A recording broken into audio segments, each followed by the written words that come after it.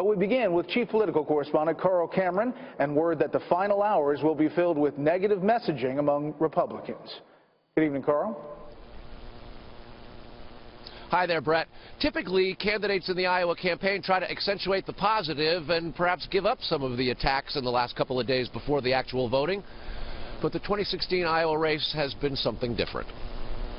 On the last day before the Iowa caucuses, Donald Trump escalated his attacks on Ted Cruz. It is so dishonest.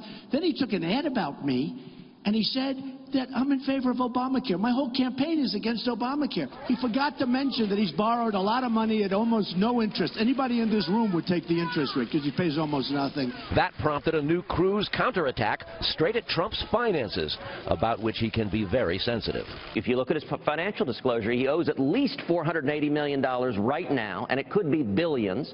And by the way, with loans, when Heidi and I take loans, we pay them back. Donald's declared bankruptcy 4 times. The Des Moines Register's final poll before the caucuses showed Trump ahead of Cruz by 5 points within the poll's margin of error. Rubio's third, Ben Carson's the only other candidate to reach double digits. The poll anticipates 160,000 GOP voters to caucus. The record set in 2012 was 122,000. The poll also says a whopping 45% may still change their minds.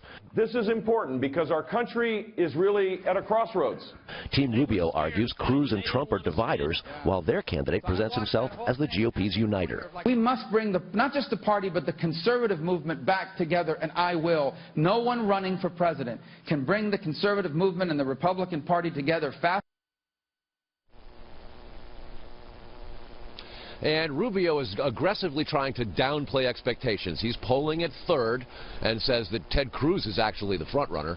Cruz argues that both Trump and Rubio would be bad for the conservative movement and argues that Trump supports Obamacare and that Rubio supports amnesty for illegal immigrants in the country now. Got about 24 hours before the polls the caucuses actually open, and now comes word from AccuWeather that the snowstorm could hit tomorrow. Just got over our BlackBerry. Quote, enough snow and wintry mix will occur to make roads slippery in the southern third of Iowa as people are heading home from the caucuses. Brett, one wonders if that might make people think twice about going, and that has all the candidates worried. That is a big deal in this caucuses this year.